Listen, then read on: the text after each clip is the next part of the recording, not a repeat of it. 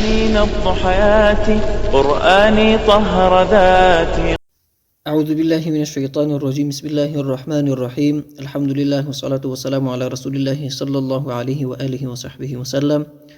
اما بعد، السلام علیکم و رحمت الله و برکاته. امید که دوستان عزیز حتما باشن الله سبحانه و تعالی حفظمان بکند. دوستان عزیز، در سلسله درسایمون قرار داریم از روخانی قرآن کریم همراه با ترجمه و تفسیر به توفیق الله سبحانه و تعالی و به فضل الله سبحانه و تعالی تعدادی از آیات های سوره بقره را برای شما تلاوت کردیم، ترجمه و تفسیر نمودیم. تا آیت 102 برای شما ترجمه و تفسیر نمودیم و حالا نوبت رسیده به درسای بعدیمان. استدعا داریم از الله سبحانه و تعالی که در این درس ما را یاری و همکاری بکند. اعوذ بالله من الشیطان الرجیم. بسم الله الرحمن الرحیم. ولو أنهم آمنوا واتقوا لمثوبة من عند الله خير لو كانوا يعلمون.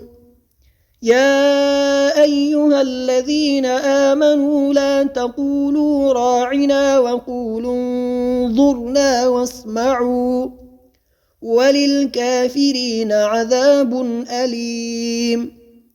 ما يود الذين كفروا من أهل الكتاب ولا المشركين أن ينزل عليكم من خير من ربكم والله يختص برحمته من يشاء والله ذو الفضل العظيم.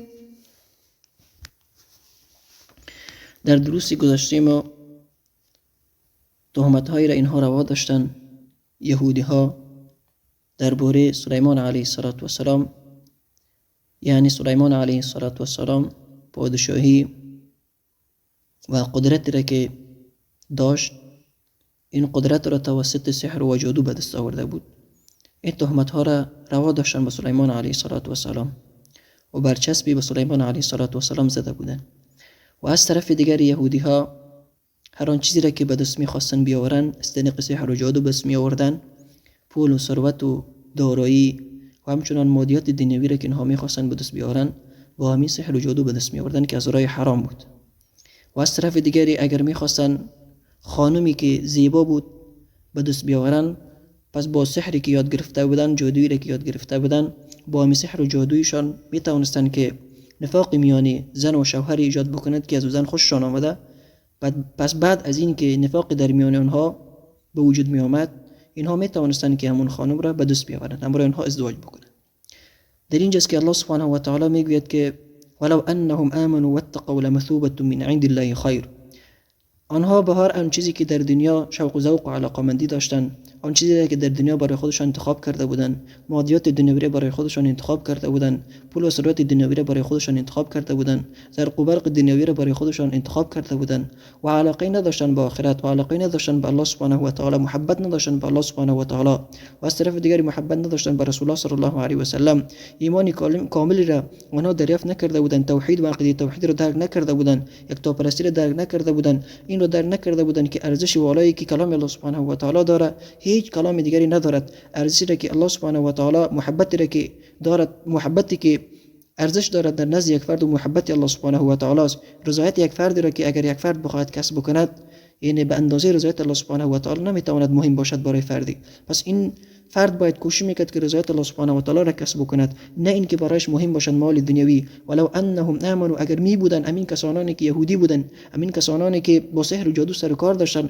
مال و متاع دنیوی برایشان ارزش داشت، مال و متاع دنیوی را به دست می آوردن اما کلام الله سبحانه و تعالی و احکامات اسلام را دور میکردن، در صورتی که الله سبحانه و تعالی برایشان بیان کرده بود که سحر و جادو حرام می باشد، از سحر و جادو کار نگیرن و همچنان به سحر و جادو سر و کاری نداشته باشند، سحر و جادو را در میان خودشان آشکار نگردانند بلکه دوری از او بکنند و همچنان برای دیگر مردم بیان بکنند که سحر و جادو شرک می باشد، سحر و جادو کفر ورزیدن به الله سبحانه و تعالی و رسول الله صلی الله علیه و سلم می باشد و اسلام را قبول نمیکردن، دین را قبول نمیکردن، الله سبحانه و تعالی و رسول صلی الله علیه و سلم را قبول نمیکردن. برعکس آنها با سحر و جادو سر و کار داشتن و سحر و جادو برایشان خوبتر و بهتر بود از آخرت و آن چیزی که در آخرت الله سبحانه و تعالی مهیا کرده بودند. از محبت الله سبحانه و تعالی را نمیپذیرفتند بلکه سحر و جادو را میپذیرفتند. انهم آمنوا، اگر اینها ایمان می آوردند، برعکس الله سبحانه و تعالی را دوست می داشتند، آن چیزی که الله سبحانه و تعالی برایشان آماده کرده بود، آن چیزی که الله سبحانه و تعالی برایشان وعده داده بود، آن چیزی که رسول الله صلی الله علیه و سلم برایشان آورده بود از جانب الله سبحانه و تعالی، بر او ایمان می آوردند، آن برایشان خوبتر و بهتر بود. تقوا را پیشه میکردن، پرهیزگاری میکردن و آن چیزی که الله سبحانه و تعالی حرام گردانیده بود از او دوری میکردن، آن چیزی که الله سبحانه و تعالی حلال گردانیده بود به آنها نزدیکی میکردن، امر الله سبحانه و تعالی را میپذیرفتند، نهی که از جانب الله سبحانه و تعالی آمده بود آن را دور میکرد.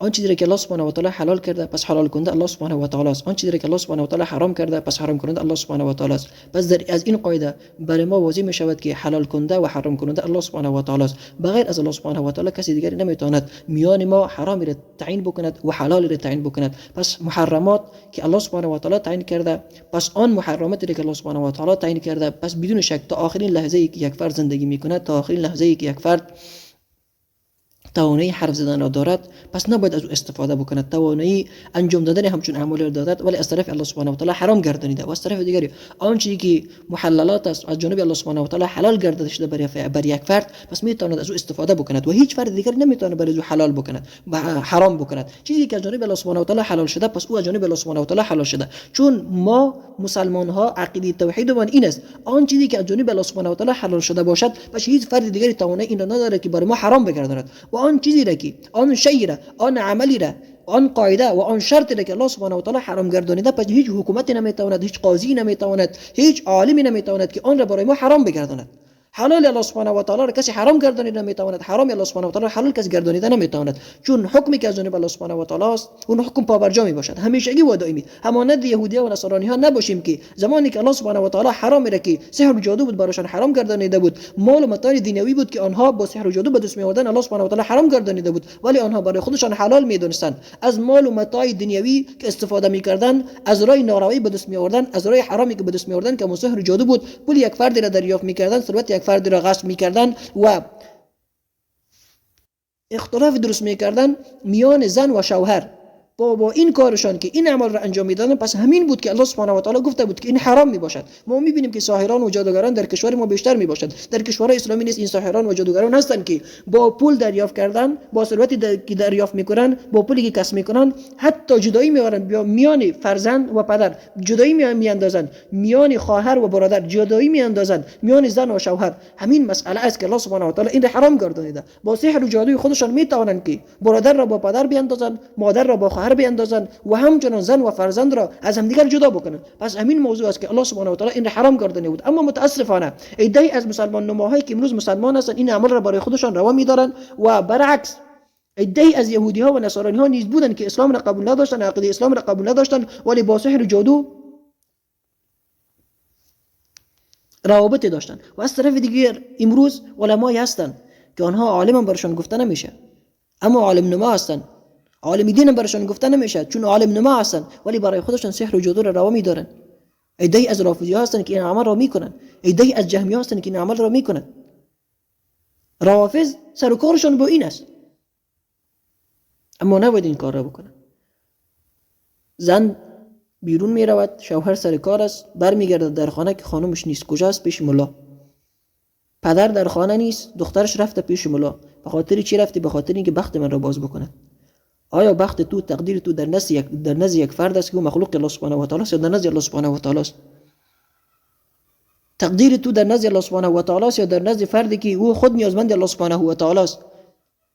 محبت را الله سبحانه و تعالی اضافه میکند یا یک فرد دیگری که او خود مشرک است، او خود به الله سبحانه و تعالی ایمان ندارد، او خود به محرمات الله سبحانه و تعالی دست درازی کرده، او خود برای خودش حرام الله سبحانه و تعالی حلال گردانیده، او آن چیزی را که الله سبحانه و تعالی و رسول الله صلی الله علیه و سلم گفته قبول نکرده، بلکه برعکس قول و فعل شیاطین را قبول کرده، قول و فعل ابلیس را قبول کرده. شما در نزد آنها میرین و از آنها کمک بگیرین، چرا از الله سبحانه و تعالی کمک نمیگیرین؟ به خاطر اینکه محبتتون را اضافه بگرداند.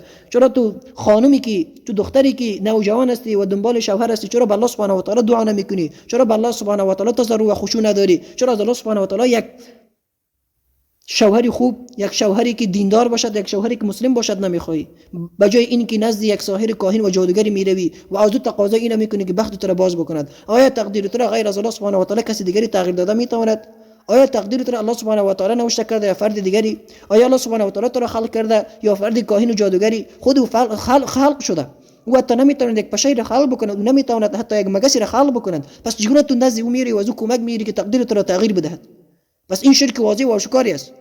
پس زمانی که ما میگیم شرک بر این معنی است که شما در خلقت الله سبحانه و تعالی، شما در تقدیری که الله سبحانه و تعالی برای شما وضع کرده شریک قرار میدهین. شما بجای اینکه الله سبحانه و تعالی را کمک کننده بگیرین، بجای اینکه الله سبحانه و تعالی را محب بگیرین، بجای اینکه الله سبحانه و تعالی را خالق بگیرین، فرد دیگری را خالق میگیرین. بجای اینکه محبت را از الله سبحانه و تعالی بخواین، از فرد دیگری میخواین. پس این شرک قرار دادن به الله سبحانه و تعالی در ذات و در صفاتش. بعد نه در ذات الله سبحانه و تعالی شریک قرار بدهیم، نه در صفات الله سبحانه و تعالی شریک قرار بدهیم. هیچ فرد نمیتونه شریک الله سبحانه و تعالی شده. واتقوا لمثوبة من عند الله خیر. واتقوا، اگر تقوا پیش میکردن از اینکه کفر و شرک انجام میدادن، از اینکه اعمال بد انجام میدادن، از اینکه شرک می‌ورزیدن به الله سبحانه و تعالی، شرک می‌ورزیدن به آن چیزی که الله سبحانه و تعالی آورده برایشان، این خوبتر و بهتر بود که تقوا را پیشه می‌کردن. در نزد الله سبحانه و تعالی ثواب و پاداشی نیز داشتن. من عند الله خیر، در نزد الله سبحانه و تعالی اجر ثوابی داشتن که برایشان بهتر بود از اینکه کفر بورزند. و جایشان بهتر بود شما کسانی که صاحب فرزندی نیستین، پس به الله سبحانه و تعالی رجوع کننده باشین، از الله سبحانه و تعالی فرزندی بخواید، نه نزد ساحر برین، نه نزد جادوگر برین، نه نزد کاهن برین، نه نزد فالگیر برین، نه نزد هندوی برین که از او فرزند بخواین. الله سبحانه و تعالی برای هر فردی که فرزند صالح و مصلح باید میدهد. همان گونه که زکریا علیه السلام صاحب فرزند نشده بود، اما در حالت پیری که صاحب فرزند شد، در حالتی که پیری که به الله سبحانه و تعالی دعا کرد که ما پیر هستم و همچنان خانمم نیز پیر می باشد و توانی نداریم که با همدیگر حتی نزدیکی بکنیم، پس چگونه است برای ما فرزندی؟ پس همین بود که الله سبحانه و تعالی برایش فرزندی داد. هنالك دعا زكريا ربه قال ربي هب لي من لدنك ذرية طيبة انك سميع الدعاء. پس همان بود که زکریا علیه السلام دعا کرد به الله سبحانه و تعالی، گفت من صاحب فرزندی نیستم ولی فرزندی میخوام. از طرف دیگر ابراهیم علیه السلام صاحب فرزندی نبود، اما الله سبحانه و تعالی در حالتی که پیری بود، سال سنش به 90 رسیده بود، اما بازم الله سبحانه و تعالی صاحب فرزند گردانید. پس شما مسلمان هایی که عقیده توحید دارین، قرآن در میانتان است، احادیث رسول الله صلی الله علیه و سلم در نزدتان است، علمای ربانی در نزدتان است، سخنهای و بیانیات علمای ربانی در میانتان است، شما میتونید که دسترسی پیدا بکنیم با همچون سخنات، میتونید دسترسی پیدا بکنیم با قرآن، با تفسیر قرآن و تفسیر قرآن. پس چگونه شما کفر می‌ورزید به الله سبحانه و تعالی؟ بجای این که از الله سبحانه و تعالی فرزندی صالح و مصلح بخواید، از فرد دیگری میخواین فرزندی، از فردی میخواین که او خودش نیاز داره به اینکه کسی کمکش بکنه، او خودش نیاز داره به اینکه الله سبحانه و تعالی بخشش بکنه. او را الله سبحانه و تعالی خلق کرده و خالق ازلی و همیشگی الله سبحانه و تعالی بوده، پس اینم الله سبحانه و تعالی خلق کرده. پس چگونه شما یک مخلوق هستین میرین از مخلوق دیگری فرزند نمیخواین؟ پس این خود واضحه که شما شرک می‌ورزین به الله سبحانه و تعالی، کفر می‌ورزین به الله سبحانه و تعالی. پس اگر شما تقوا را پیشه بکنین، اگر شما توحید را یاد بگیرین، عقیده را یاد بگیرین، الله سبحانه و تعالی را بشناسین، صفات الله سبحانه و تعالی را بشناسین، ذات الله سبحانه و تعالی را بشناسین، اسماء الله سبحانه و تعالی را بشناسین، پس در این حالت است که شما شرک نمی‌ورزین به الله سبحانه و تعالی، کفر نمی‌ورزین به الله سبحانه و تعالی. پس همین است که شما تقوا پیشه نکردین، الله سبحانه و تعالی را نشناختین، صفات الله سبحانه و تعالی را نشناختین، خالقتان الله سبحانه و تعالی را ندانستین، رازقتان الله سبحانه و تعالی را ندانستین، رزق دهنده الله سبحانه و تعالی را ندانستین، فرزند دهنده الله سبحانه و تعالی را ندانستین، شفا دهنده الله سبحانه و تعالی را ندانستین. پس همین است که شما رجوع کننده به مخلوق الله سبحانه و تعالی بودین. پس این قواعد همیشگی الله سبحانه و تعالی است. اگر یک فردی توحید الله سبحانه و تعالی رها کرد، پس بر کفر شرک رو می آورد. اگر یک فردی خیری که از جانب الله سبحانه و تعالی رها کرد، پس این فرد به بدی رو می آورد. اگر یک فردی خیری از جانب الله سبحانه و تعالی بود رها کرد، شر در نزد از او می آید. پس این سنت الهی است. پس هر آن چیزی که در دست ماست باید قبول بکنیم. عقیده توحید در نزد ماست قبولش بکنیم. اگر عقیده توحید را قبول نکنیم، پس واضح و آشکار است که شرک برای ما به وجود می آید. لو كانوا يعلمون، در صورت اینا کسانی بودن که میدونستن که شرک می‌ورزن به الله سبحانه و تعالی، ولی بازم در عقیده که خودشون داشتن به مو عقیده ادامه دادن. یا ایها الذين آمنوا لا تقولوا راعنا وقولوا انظرنا واسمعوا وللكافرين عذاب الیم. موضوع دیگری که برای شما بیان میکنیم مضمون دیگری است که یا ایها الذين، کسانی که آمنو ایمان آوردین، لا تقولوا، پس شما نگویید راعنا، رعایت بکو حال ما را. یهودیان و نصرانی ها راعنا، البته اصحاب رسول الله صلی الله علیه و سلم اگر کلمه راعینا را استفاده میکردن، معنی و مفهوم راعینا را خود توجیه میکردن، خود میدونستند که راعینا به معنی این است که رسول الله صلی الله علیه و سلم رعایت حال ما را بکنند. اما یهودی و نصرانی ها راعینا را به معنی دیگری توجیه میکردن، معنی دیگری برای خودشان میدانستند. این معنی این بود که یعنی رسول الله صلی الله علیه و سلم را ما تحقیر بکنیم، یعنی رسول الله صلی الله علیه و سلم را جاهل خطاب بکنیم. همین بود که یهودی و نصرانی ها به رسول الله صلی الله علیه و سلم راعینا میگفت. زمانی که اصحاب رسول الله صلی الله علیه و سلم درک کردن این موضوع را، عده‌ای از اصحاب رسول الله صلی الله علیه و سلم معلوماتی کافی داشتن از قول و فعل یهودی ها، پس همین بود که نزد رسول الله صلی الله علیه و سلم آمدن و گفتن که ما زمانی که این صفات را میگوییم تعدادی از یهودیان نیز استفاده میکنن. پس همین بود که الله سبحانه و تعالی آیت را نازل کرد که تقولوا، نگوین شما راعینا، رعایت بکن حال ما را، و قولوا انظرنا، پس شما بگین که نظاره بکن حال ما را، یعنی با حال ما در حالتی که ما هستیم، یعنی حالتی که ما داریم، حکمی که از جانب الله سبحانه و تعالی میاد و اگر حکمی که تو برای ما میدهی پس این حکم را در حالت ما بدی. اگر در سختی هستیم پس حکم را بده که ما در آسانی بیاییم، اگر در حالت آسانی هستیم باز حکمی میاد در حالتی باشد که ما باز در سختی قرار نگیریم. اگرچه که لا تقولوا راعینا قولی بود که مثلا مشکلی نداشت، اما به خاطر اینکه تشابهت داشت با قول و فعل یهود و نصرانی ها، پس همین بود که الله سبحانه و تعالی گفت که شما متشابهت نداشته باشه قولتان و فعلتان با یهود و نصارا، من تشبه بقوم فهو منهم. هیچ قولتان، هیچ فعلتان، هیچ عمل کردتان مشابهت با یهود و نصارا نداشته باشه. اگرچه که لباس پوشیدنتان است، اگرچه که سخن گفتنتان است، اگرچه که رفتارتان است، اگرچه که معاشرتتان است، هر فعلی که شما انجام میدین، هر عملی را که شما انجام میدین، پس نباید تشابهت با قول یهود و نصارا داشته باشن. و قولوا انظرنا واسمعوا، پس شما کسانی باشین که بگین رسول الله صلی الله علیه و سلم را انظرنا واسمعوا، نظارت بکن حال ما را، واسمعوا، پس از حالت ما بشنو و هر چیزی که تو بگی ما میشنویم. هر آن چیزی که رسول الله صلی الله علیه و سلم دستور بده شما مجبور و مکلف هستین بشنوید، و هر آن چیزی را که شما میگین به رسول الله صلی الله علیه و سلم، رسول الله صلی الله علیه و سلم نیز حالت شما را نظاره کننده است. وللکافرین عذاب علیم، و از برای کافرین عذابی است علیم درناک. ما یود الذین، مضمون دیگری است در اینجا. یهود و نصارا هیچگاه دوست شما نمیشد، یهود و نصارا هیچگاه نمیخواد برای شما خوبی برسد، یهود و نصارا هیچگاه نخواسته که شما پیشرفت داشته باشین، پیشرفت اقتصادی داشته باشین، پیشرفت اجتماعی داشته باشین و همچنین پیشرفتی داشته باشین از لحاظ علمی.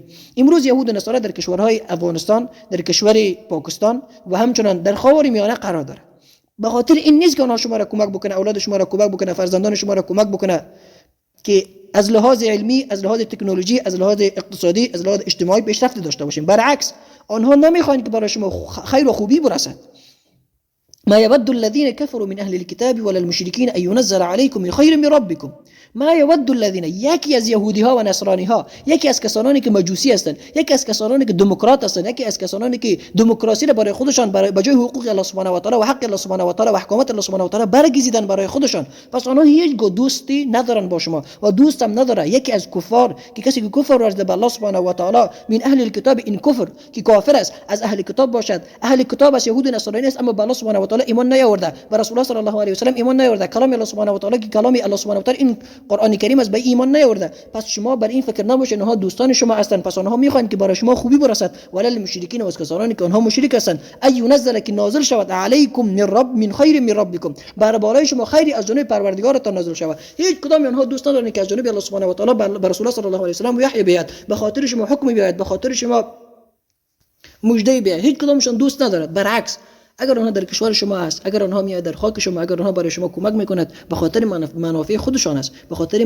منافع اقتصادی خودشان است، به خاطر منافع اقتصادی خودشان است، به خاطر منافع اجتماعی خودشان است، به خاطر منافع سیاسی خودشان است، پس آنها نمیاد که برای شما کمک بکند. و از طرف دیگری در زمان رسول الله صلی الله علیه و سلم اگر وحی از جانب الله سبحانه و تعالی به رسول الله صلی الله علیه و سلم میآمد، آنها دوست نداشتند که این وحی از جانب الله سبحانه و تعالی به رسول الله صلی الله علیه و سلم بیاید. و از طرف دیگری آنها این سخن را میگفتند که ما اگر میفهمیدیم که این کلام الله سبحانه و تعالی بالاتر بود از تورات، پس ما برای شما ایمان میآوریم، اما متاسفانه این کلام الله سبحانه و تعالی از تورات پستر است، ما با او ایمان نمیآوریم. این سخن را نیز میگفتند در صورتی که کلام الله سبحانه و تعالی تکمیل کننده و تصدیق کننده کلامی که بر موسی علیه السلام و عیسی علیه السلام بود آمده بود. اما آنها سخنهایی را میگفتند که عده‌ای از کسانی که بی سواد بودند در نزد یهودیان و نصارانی ها، آنها نیز ایمان نمیآوردند و نمیآورند با این قولی که آنها میگفتند والله یختص برحمت من یشاء، الله سبحانه و تعالی خاص میگرداند رحمت خودش را برای کسی بگرداند، خاص از الله سبحانه و تعالی رحمتش برای کسی که بخواد. رحمت الله سبحانه و تعالی برای آنهایی که توحید را قبول کردن، عقیده توحید را قبول کردن، ایمان آوردن به الله سبحانه و تعالی، به رسول الله صلی الله علیه و سلم و کتاب را که از جانب الله سبحانه و تعالی به رسول الله صلی الله علیه و سلم آورده بود این را انتخاب کردن، پس بدون شک خاص میگرداند الله سبحانه و تعالی رحمت خودش را برای اینها. والله ذو الفضل العظیم، الله سبحانه و تعالی صاحب فضل عظیم و بزرگ است. الله سبحانه و تعالی در اینجا اسم را ذکر کرده، اسم را آورده که عظیم یک از اسماء الله سبحانه و تعالی نیز می باشد و صاحب فضیلت الله سبحانه و تعالی خودش را دانسته. پس این واضح می شود که اسمی که بر الله سبحانه و تعالی خود الله سبحانه و تعالی برگزیده اسم جامع نیز می باشد که ما بر الله سبحانه و تعالی عظیم و بزرگ نیز گفته می توانیم. الله سبحانه و تعالی حفظمان بکند و ثابت قدممان بماند در راه قرآن و حدیث. سبحانك اللهم بحمدك اشهد ان لا اله الا انت استغفرك واتوب اليك.